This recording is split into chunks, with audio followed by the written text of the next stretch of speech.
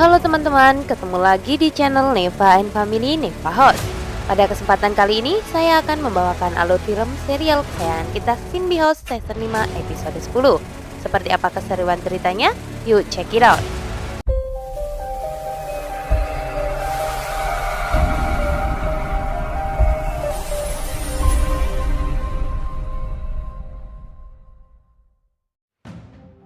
Film dibuka dengan kekacauan di kerajaan langit. Terlihat Jubi keluar dari istananya dan berdiri di depannya sang Sasins. Pengawal kerajaan meminta maaf. "Pangeran, aku tidak bisa menahannya." Sasins kemudian menyerang Jubi hingga Jubi terjatuh dari kerajaannya sendiri. Namun ternyata itu hanyalah mimpi dari Jubi. Lalu Jubi melihat bayangan hitam berjalan di belakangnya. Dengan sigap dia mengeluarkan senjatanya. Namun ternyata itu hanya bayangan dari Shinbi yang sedang meminum soda. Di tempat lain, seorang anak perempuan berjalan sendirian sembari berbicara dengan temannya melalui telepon. Tanpa dia sadari, ada energi merah yang mengawasinya. Di depannya, dia melihat energi merah itu. Lalu tiba-tiba muncul makhluk di belakangnya dan membuat anak itu berteriak histeris. Di rumah sakit, terlihat nafas Gaan yang terengah-engah. Hari bertanya kepada suster, "Suster, apa yang terjadi dengan Gaan?" Kemudian suster itu berkata, kondisinya tiba-tiba memburuk. Hari memberikan semangat kepada Gaan. Dia menangisi sahabat baiknya itu. Di luar ruangan terdengar suara kepanikan. Rupanya itu adalah dokter dan suster yang membawa anak perempuan yang berada di awal film tadi. Suster berkata dia harus segera mendapatkan suntikan. Mata anak itu terinfeksi wabah mata merah, disusul dengan seorang anak laki-laki yang kesakitan. Dia juga telah terinfeksi. Sementara itu saat Shinbi, Gembi, dan Jubi yang mengobrol di rumah Shinbi, tiba-tiba dijatuhi seekor burung gagak hitam. Burung itu jatuh tepat di hadapan mereka. Yang membuat mereka terkejut adalah mata burung gagak itu berwarna merah. Iya, dia terinfeksi wabah mata merah.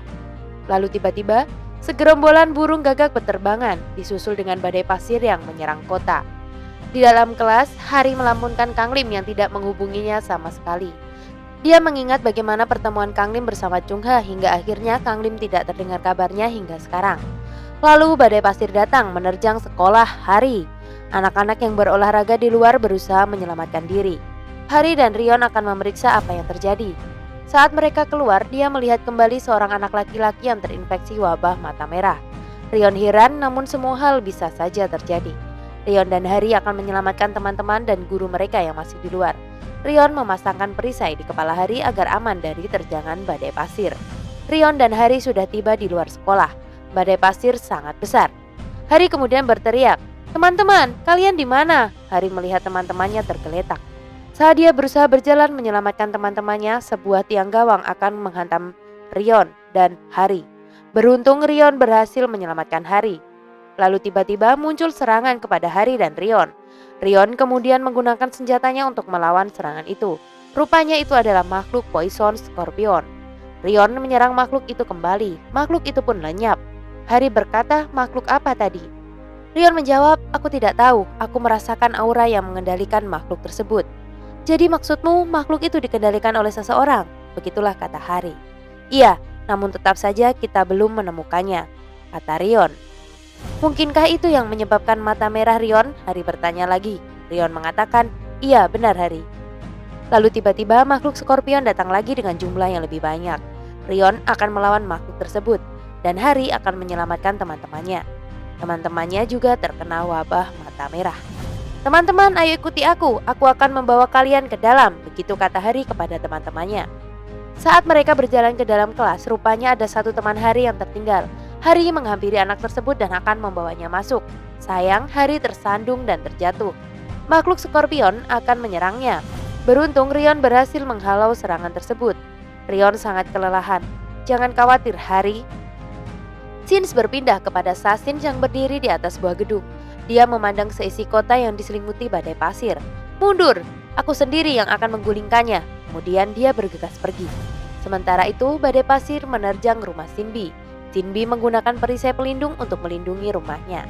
"Berani sekali kau ingin menghancurkan rumah Shinbi," kata Shinbi. "Kita harus tetap waspada Shinbi." "Begitulah," Gembi berkata. Kembali ke sekolah, Rion berhasil mengalahkan satu monster lagi. Ini belum berakhir, gitu katanya. Tiba-tiba Rion merasakan sakit di kepalanya. Lalu Ken muncul dan berkata, "Pertarungan seperti ini saja kau tidak bisa mengalahkannya." Rion kemudian masuk ke dalam untuk menemui Hari. Rion berkata jika energi itu berada di rumah Shinbi. Makhluk itu ingin menghancurkan rumah Shinbi. Yunwoo dan Duri datang menghampiri mereka. Hari dan Rion akan pergi ke rumah Shinbi sementara Yunwoo dan Duri diminta untuk menjaga teman-temannya. Di tengah perjalanan Rion berkata kepada Hari jika dia jangan menggunakan bola makhluknya dulu karena bola makhluk hanya bisa dipakai sekali. Mungkin di sini Rion memiliki alasan khusus karena walau bagaimanapun Hari sudah mengerti tentang hal tersebut. Lanjut. Makhluk Scorpion muncul kembali. Rion diserang secara bertubi-tubi. Rion membalas serangan-serangan tersebut, namun kaki Rion terluka karena serangan makhluk itu. Rion terlihat sangat lemah. Dan racun yang mengenai kakinya mulai menyebar. Hari kemudian memanggil Gembi untuk meminta pertolongan. Gembi datang, dia berkata rumah Shinbi dalam bahaya. Dia kemudian melihat Rion dan menanyakan apa yang terjadi. Gembi, bisakah kau mengembalikan waktu? Pinta Hari kepada Gembi. Kaki Rion kemudian berangsur membaik. Gembi mengatakan ini tidak akan bertahan lama karena mantra ini ada batas waktunya. Jika Rion tidak segera mendapatkan pengobatan, maka racun tersebut akan menyebar ke seluruh tubuh. Begitu kata Gembi.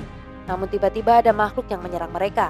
Makhluk itu berbeda. Dia bukan Scorpion, melainkan makhluk ular kobra. Makhluk itu menyerang Hari dan yang lainnya. Suasana semakin mencekam tatkala pasir-pasir yang menumpuk di bawah mereka menghisap apapun yang berada di atasnya. Makhluk ular itu kini sudah berada di hadapan mereka dan akan menyerang. Sementara itu perisai pertahanan Shinbi hampir rusak dan Shinbi tidak mampu lagi mempertahankannya.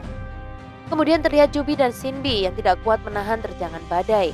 Mereka terhempas, namun ada kain-kain berwarna putih yang tiba-tiba datang dan melilit mereka pada sebuah tiang. Kemudian muncullah Sashins di hadapan Jubi dan Shinbi. Jubi terlihat kaget melihat Sashins, sementara itu Rion dengan sisa kekuatannya kembali memberikan perlawanan kepada makhluk ular. Makhluk ular tidak diam saja, dia kembali menyerang Rion hingga membuat Rion terpental. Lalu Ken muncul dan mengatakan, "Sudah kubilang, biarkan aku yang mengurusnya." "Tidak," begitu kata Rion. Ken kali ini memaksa, "Kamu tidak bisa melakukan apapun tanpaku." Rion kemudian bangkit dan menyerang makhluk ular. Namun tiba-tiba serangan untuk Rion kembali datang. Makhluk ular itu menyerang Rion. Rion kembali terpental. Lagi-lagi Ken berkata, "Berhentilah bersikap keras kepala, kau tidak akan bisa, serahkan padaku." Makhluk ular menyerang kembali. Rion melindungi dirinya dengan perisainya.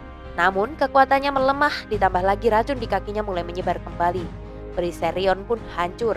Namun yang terlihat sekarang bukanlah Rion, melainkan Ken. Makhluk ular menyerang Ken. Hari dan Gembi mengira jika yang mereka lihat adalah Rion. Gembi mengatakan jika dia merasakan energi yang lebih kuat. Lalu tiba-tiba makhluk ular mendapatkan serangan. Saat Rion muncul, Hari sangat kaget karena Rion yang berubah menjadi aneh. Dan warna kartu safir berubah menjadi berwarna hitam. Sementara di rumah Shinbi, Shinbi dan Jubi masih dalam ikatan. Shinbi bertanya, "Siapa kau?" Sashin mengatakan, "Dunia ini sebentar lagi akan hancur dan aku yang akan menghancurkan dunia ini." Saat melihat Sashin, Jubi akhirnya mengingat bahwa Sashinlah yang menyerang kerajaan langit. Dan film pun selesai. Nah guys, sampai di sini dulu episode 10 part 1 ya. Tunggu part keduanya. Jangan lupa like, comment, share, dan subscribe. Bye-bye.